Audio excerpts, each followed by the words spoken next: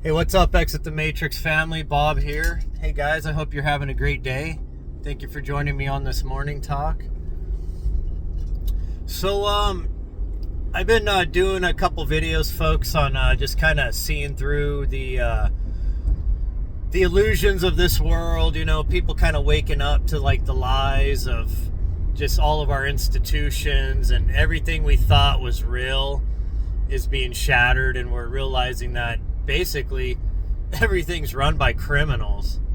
I mean, literally, it's like government criminals, religion criminals, corporations criminals, everything.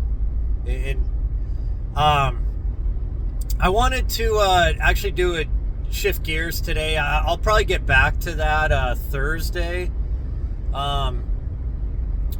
I'm off tomorrow, but I've got a lot of things I got to do, so I doubt I'll cut a video tomorrow, but I'll be back at it Thursday morning. So anyways, what I wanted to talk about, folks, is I come across this on a regular basis with especially religious leaning people. They're very ignorant of the occult. And it's so obvious because they constantly call everything satanic when it's not. And the one thing that they do it at that's really a harm to themselves spiritually and mentally is when they call Hermeticism like satanic.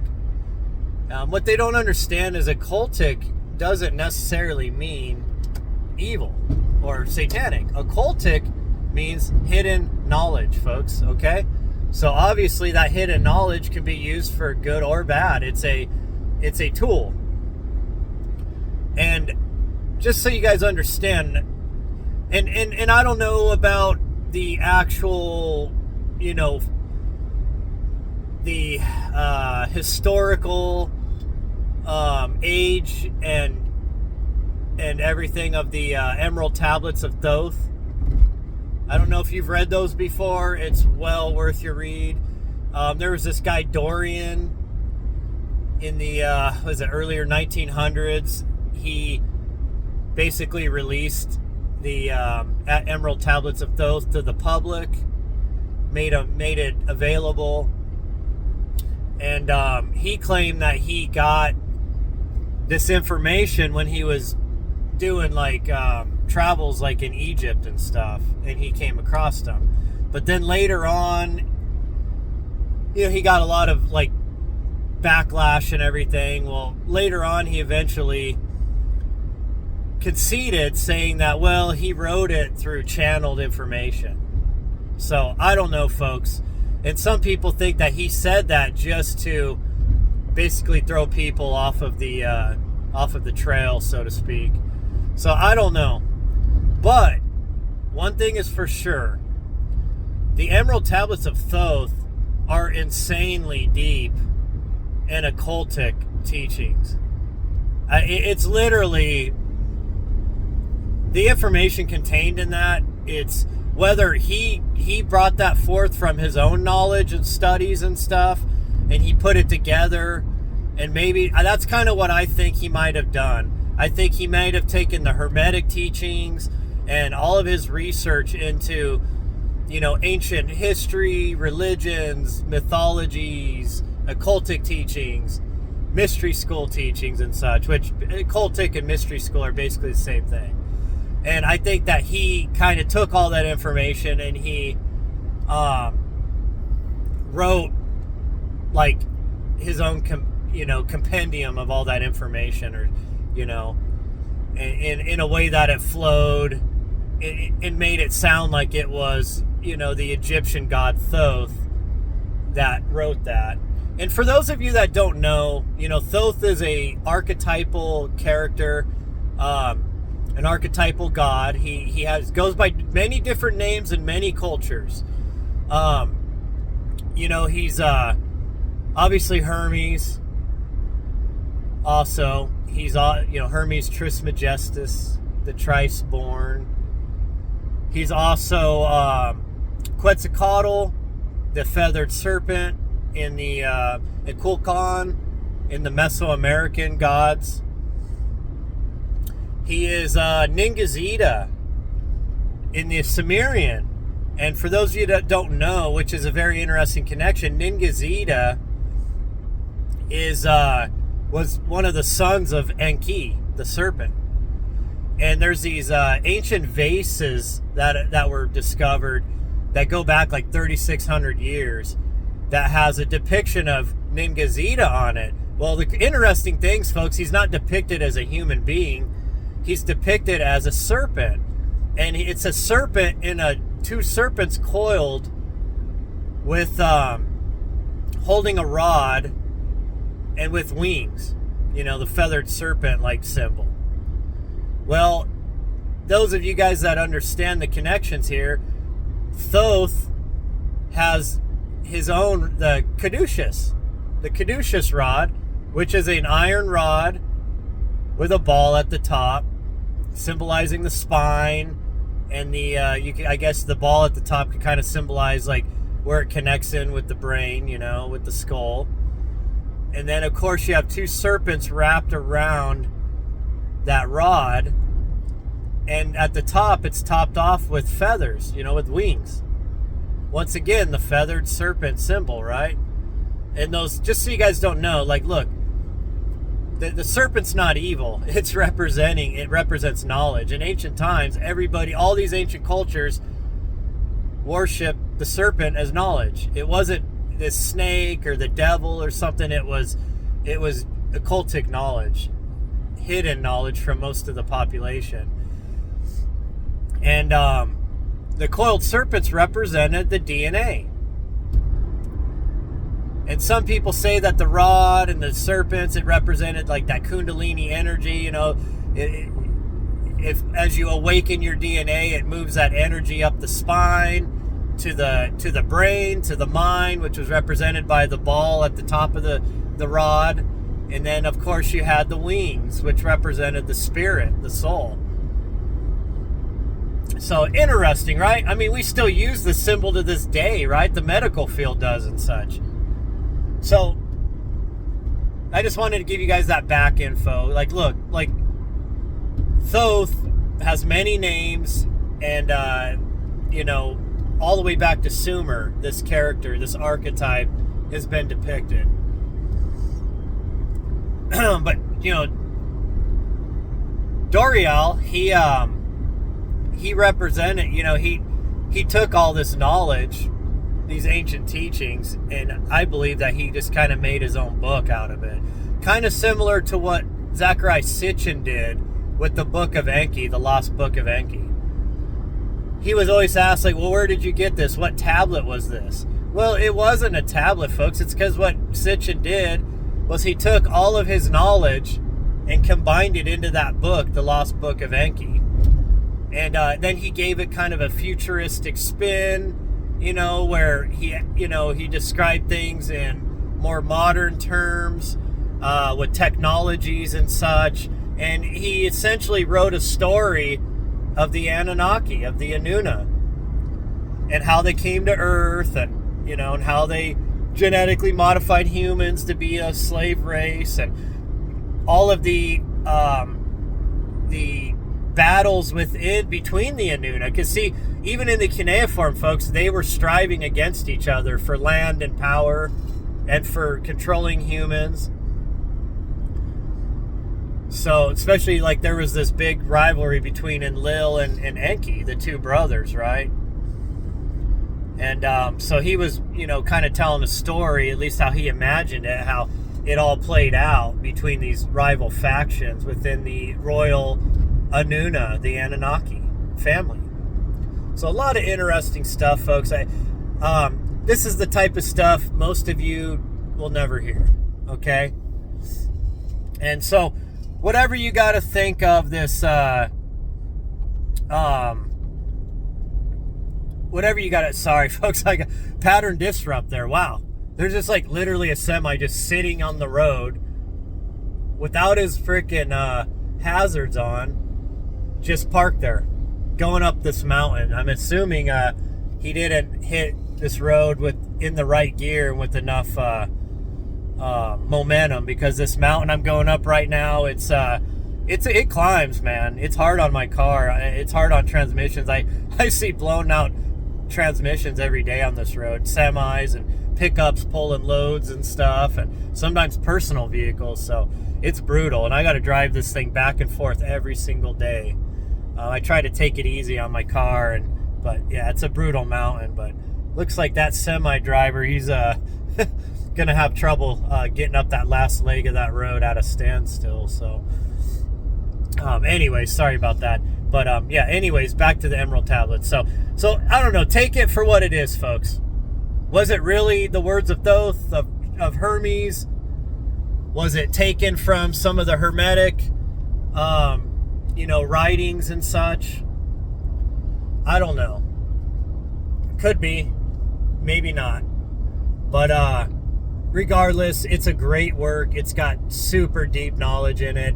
It explains the fact that humans are incarnate gods on Earth. It explains that we incarnate multiple times on Earth. And it explains the secrets of the other side of the veil. And one thing I do notice, though, is that it does talk about the void and all that.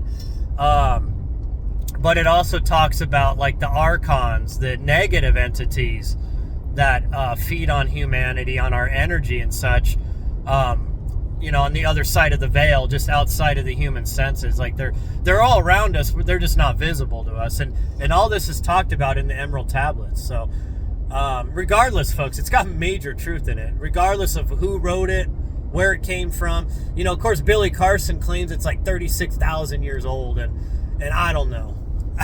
I mean, if it was passed down, or even parts of it came from writings from the pre-pharaonic, pre-dynastic Egypt, when the truly megalithic structures were built there, when it was much more advanced than the later eras of Egypt, then yeah, possibly it could be, I don't know about 36,000 years, but it could be over 12,000 years old or so, right? Pre-Göbekli time, maybe. Göbekli Tepe, that is. So, I don't know, folks. Interesting. But anyways, look. I just want you guys to understand, look, the Hermetic teachings are not evil. The Hermetic laws have been passed down to us from our ancestors, folks, for thousands of years. And they're trying to teach us about the quantum field and how to interface with it and how it works with our world. How it's the laws of this world, okay? It's the rules of this game.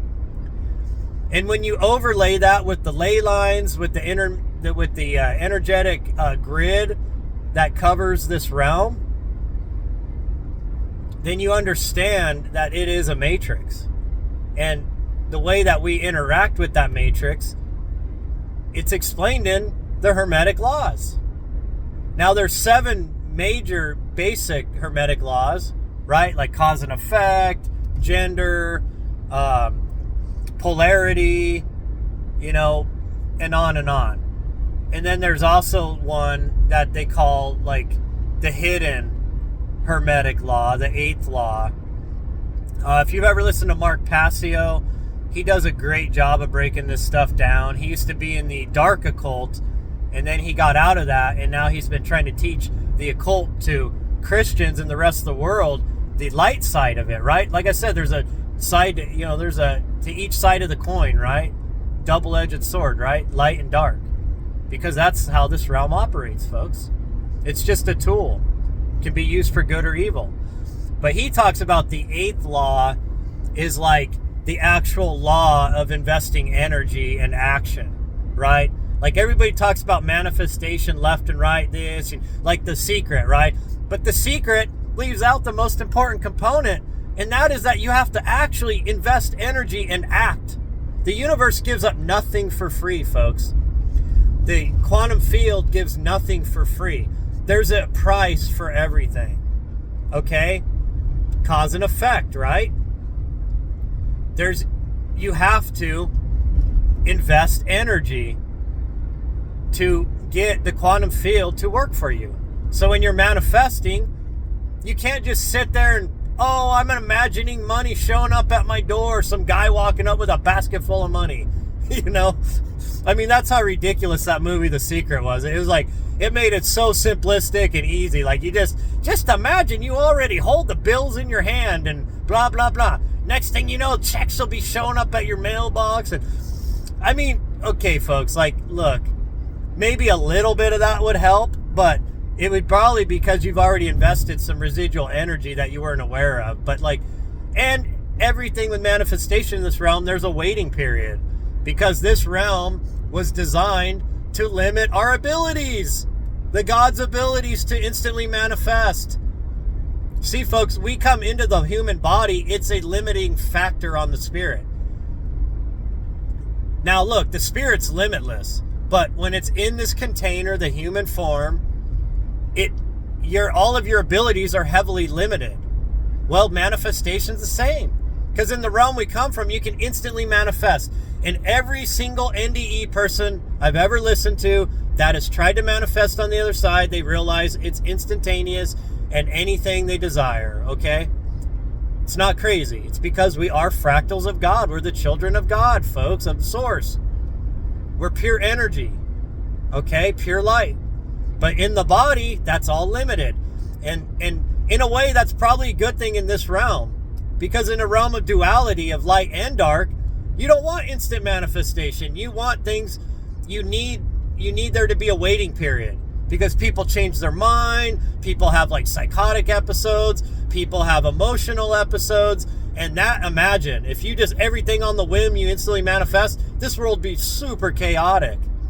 But see, in the higher dimensions, there's no evil, there's no dark, so you can have instant manifestation because it's always for the higher good. You're not doing it from a place of duality of love and hate, you're doing it from a place of pure love and pure light. So that's why you don't need the protections, the waiting period on manifestation in the higher realms. But you do here, because evil resides here, folks. Think about it. If you get what I'm talking about here, it's not hard to figure out. So anyways, that's kind of that 8th law that Mark Passio talks about. It's the actual action. It's the investment of the energy. And I've noticed that, folks. Look, you can have a million ideas and be thinking of them, and the universe probably wants you to act on those, and it'll probably work with you on that. But you have to get off your ass and freaking do it, okay? If you're having problems with manifestations, probably because you're lazy. And look, folks, I'm guilty of this too. I always have millions of ideas, and a lot of times I never follow through. And guess what? They don't manifest. Just because I want it and think it and imagine it doesn't make it so. You actually got to get off your ass and do something. So, look, I know I'm being a hard ass here. No pun intended. But that's just the way it is, folks. I'm trying to teach you guys simple truths. Okay? You don't need to be in a secret society or go through the Egyptian mystery school, rituals to learn this stuff, folks. This is simple stuff if you just do a little research and use your mind. Tap into your spirit, into your intuition. Okay? So these Hermetic laws, we've been told by Christianity and Islam, and probably Judaism, though they have Kabbalah, they have their own version of it, right? And so does Islam. Sufism is a mystic, and so did early Christianity, the Gnostics, okay? So all of even the 3 Abrahamic faiths have had mystic orders that dabbled in the Hermetic teachings, okay? But of course, those sects or orders have been heavily hunted down by the main orders, the main religions, right? The institutionalized, controlled, power-hungry parts of their religions. They don't like the mystics because the mystics don't follow the rules. Because a lot of the rules in these books were designed to control humanity and to move people away from the truth. The Essenes were just one of these orders, right? And out of the Essenes came the Gnostics. Those were the Christian mystic orders. And then, of course, you have the Kabbalah and the Sufism with the Islam, okay? So just understand that, folks. Look, Even in your main Abrahamic faith, there's these orders that are kind of hidden or stay apart from them because they know they're not, they get persecuted. But they are trying to teach these ancient Hermetic teachings in their own ways. See, Pastor Dan, folks, doesn't want you to understand the Hermetic laws. You know why? Because once you understand the Hermetic laws and you figure out how to use them in your own life, you don't need Pastor Dan. Okay? Because then you start to tap into your own power. The temple is within. The connection of God is within. Don't you know ye are gods? Just like Yeshua taught. See, they don't want that. They don't want you knowing that you're a god, folks. They don't want you knowing this, okay? It's simple as that. And I know I'm being blasphemous. How dare you say that? Only Jesus and Yahweh are God. Folks, Yeshua is our brother. Obviously, he was sent here on a mission, okay? Humanity needed one such as he to come, to be sent by the source, by the creator of all, to wake us up. But he's our brother, folks. He loves us.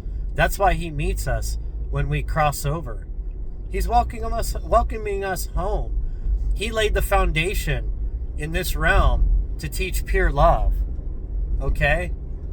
He was trying to teach the secrets of this realm and the afterlife, and that the body is the beast system. Deny the flesh, because the flesh is weak.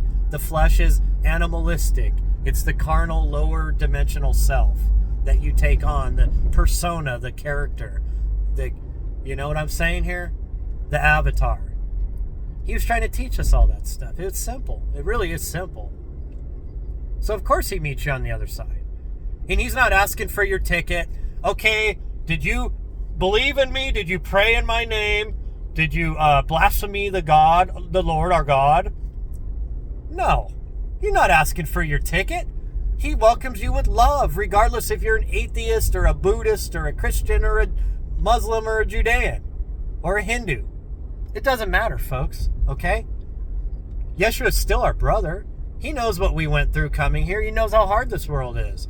Look, this world persecuted him because he was speaking truth. And who were the persecutors? The church, folks, of the time, the synagogues. That's who. The same ones that you all bow down to. And you think you're getting your religion, your spiritual teaching and truth from. That's who. Same ones. Same ones that created the Jesus Christ character, Rome, right? At the direction of the Constantine and the Council of Nicaea, the early church leaders of the Judean faith and the Christian faith, along with, yes, there were some pagan religious leaders at that table too, folks. Why do you think your religion is all wrapped up with pagan rituals and pagan holidays? Like Ishtar, Easter, right? Like Yuletide, Christmas, right? Folks, you've all been tricked, man. You're all tricked. Well, these mystery school teachings, folks, they've been passed down for a long time. Now, the problem is that originally these mystery school teachings, it was a high honor and a very spiritual thing to make the pilgrimage to Egypt, to go through these rituals like the OBE ritual, right? The near-death ritual, where they would put you in a sarcophagus and you would play out this ritual that would make you have an OBE, like a near-death and NDE, right? And they would come back from that with the spiritual understanding that we're not humans, that we're spirits. And they would bring these teachings back to the world. And then those were turned into religions. And then those people that taught that were turned into gods or worshipped, right, as saints and such. They were just trying to teach us, folks. Yeshua was trying to teach us. Buddha was trying to teach us. These yogis that reached high levels were trying to teach us. See, but there was a time when a lot of people would go through this ritual, and that's why in ancient times, humans were more spiritually connected with the earth, with their spirit.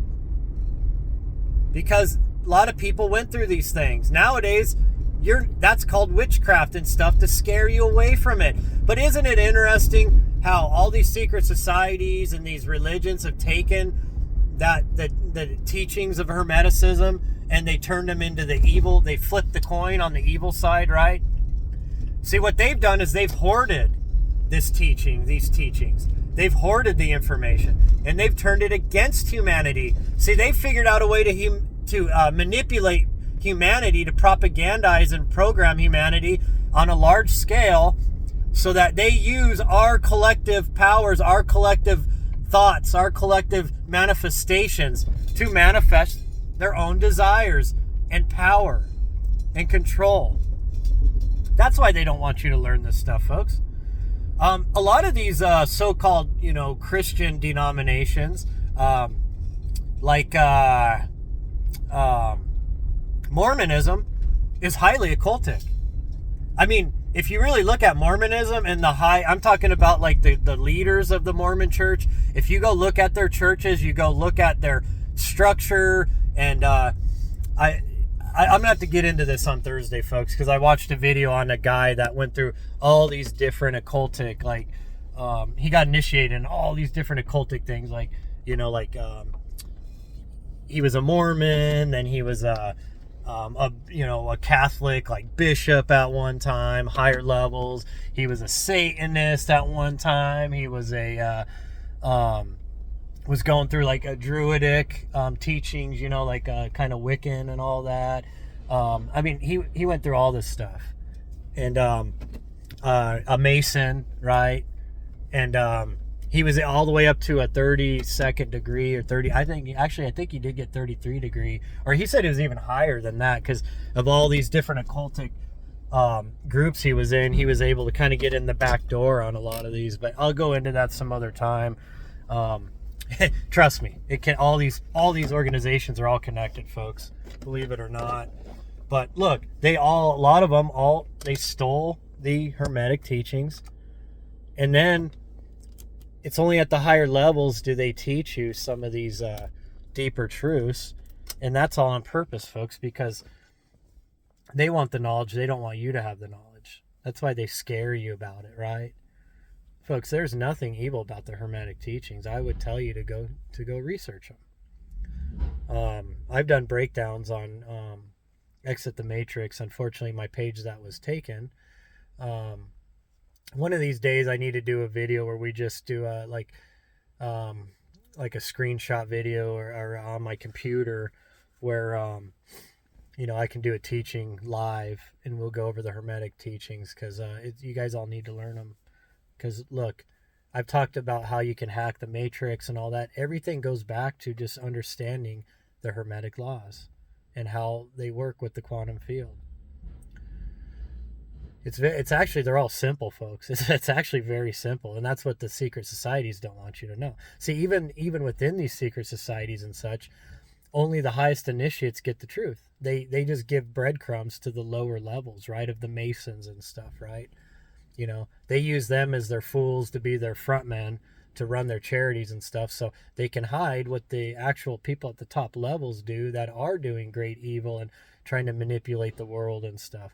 They're like front men, right? They're the cannon fodder. They put on a happy face, a mask, so to speak, on the organization. But it's really at those highest levels that they learn the true secrets. And then they learn how to manipulate governments through those, and politicians and CEOs and and all these other people that are in powerful positions. That's how they have influence over societies and governments and such. So, and trust me, Mormonism, many different sects of Christianity, Catholicism, they're all doing the same stuff, folks. Okay, look at in the Vatican. There's so much occultic stuff in the Vatican. I mean, look at all the obelisks. The obelisks represent the god Ra, who is also known as Marduk in the Sumerian cuneiform. Okay, the other son of Enki. See, isn't it interesting how they talk about two of the gods that ruled over Egypt in pre-Pharaonic times was Ra and Thoth. There's the good son and the bad son. Even within that own family, you got the duality. Thoth was trying to teach humanity, awaken humanity, and teach humanity. His brother Marduk was he tried to conquer. He tried to rule by power and force, and those two brothers have been battling it out, just like Enki and Enlil have been battling it out. So that you have rivalries within families, even, folks. And of course, Inanna was battling with a lot of these, like with other Anuna for power and such too. You see this in the cuneiform, right? So, look, folks, this world is interesting. It's almost like a giant video game slash movie slash training module slash classroom. I mean, it's insane. This world really is insane. The deeper you go into it, the more it's harder to even understand, really. But the Hermetic teachings are simple. And the reason you've been told not to research them, because not to look at them, not to follow them, is because they understand that's how you awaken your own power and awareness in this realm. So, anyways, folks, we need to definitely go more into this. I hope I gave you some tidbits of info that'll help you with that.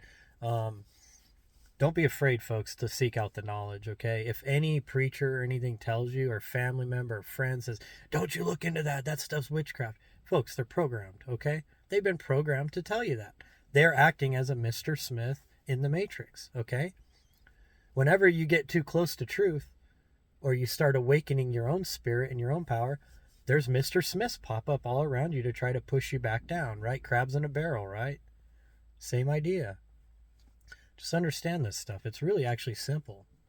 So regardless of where the emerald tablets came from, now we know that the Hermetic teachings have been passed down diligently for thousands of years. A lot of those teachings are more explained in depth in the emerald tablets, okay? So that's why I was bringing up the emerald tablets, because the Hermetic teachings are in there. But there's other Hermetic writings and stuff you can research that. So anyways, folks, hey, take it or leave it, man. I'm just putting it out there for you guys. You decide, if you think it's demonic or whatever, hey, that's your prerogative, I guess, I would say you're probably limiting yourself, and you've probably been propagandized and made to fear looking outside of the cube of Saturn, right? Because, the cross is a cube. It's, when you fold it up, it's the cube. It's the cube of Saturn, the black cube. All three Abrahamic faiths worship the black cube of Saturn. Their teachings are within the cube, because anything outside the cube is truth, ultimate truth, and they don't want you to get into that truth. So they lock you up in the cube, in the prism, and it just further, it limits your abilities and your understanding and your knowledge. So anyways, guys, hey guys, I appreciate you guys. I love you guys. If you're interested in doing any of the one-on-one Zooms with me, let me know. I give you a copy of that. We talk about whatever you like. A lot of times I just run into people wanting to teach me what they've been researching and that they can't tell anybody else, because they call them crazy, or they deride them or make fun of them, family members, coworkers and such. I'm not that way, folks. Look, I have an open mind, not so open that my brain falls out, but open enough, and I've researched enough that I understand that we all come at this realm and we see it from different angles and perceptions, right? And sometimes people have really astounding ideas and understandings, but there's nobody to share it with, because, like I said, you'll be made fun of and all this and that. Maybe you don't want to do YouTube, and you don't want to put yourself out there trying to teach people this, but hey, you talk with me, we spend time, some of that knowledge you get passed on to me. If it resonates, I'll pass it on, right? Because I do have a little bit of a platform. So unfortunately, YouTube heavily limits this channel. Obviously, you get, those of you that have been following me for a while understand this, right? This channel should be getting a lot more reach and everything. And I know I do mostly low quality videos. I get that, look, man, for me, it's not about the video quality, and I'm not out here doing a bunch of AI videos and cut and paste and stealing other people's content. No, man, I'm just giving it to you straight up from me, right? From all the knowledge I've researched, I'm just talking with you. It's like we're having a conversation. And boy, doing those Zooms with somebody else and having that back and forth, I really enjoy that. If we could get more followers here, I'd start doing lives here. But I mean, why go live if there's like one person on, right? I mean, so hopefully we can keep building this up. and build a bigger community. But we all need to wake up, folks. We need to wake each other up, because a lot of stuff, everything's coming to a head here, right? And we're at a precipice. Humanity is, and we have choices to make. And we got to wake our brothers and sisters up to the truth, because they are dragging us down, folks. That's why it matters. Like, some will say, well, who cares if we wake up our brothers and sisters? If they're asleep, leave them asleep. Yes, but you got to understand, they're dragging us down with them, right? Like, we all know what happened in 4 years, right? Last 4 years. Look at all those brainwashed sheep and what they did to the rest of us, okay? Do you really want these people leading us into the next phase of humanity? These people are so asleep. But I'm not saying there's no chance they can wake up. Look, some of the most hardcore truthers are the ones that just get woken up because they're on fire, right? You've heard that with Christians, right? A brand new convert to Christianity is like, oh, he's on fire for Jesus, right? Because, yeah, man, because when you find out you've been tricked and lied to your whole life and you break out of that paradigm, it's like you become a fanatic, right? So, look, folks, we just got to keep the tide turning, okay? But hey, anyways, guys, I love you guys. I appreciate you guys, and I'll talk to you later.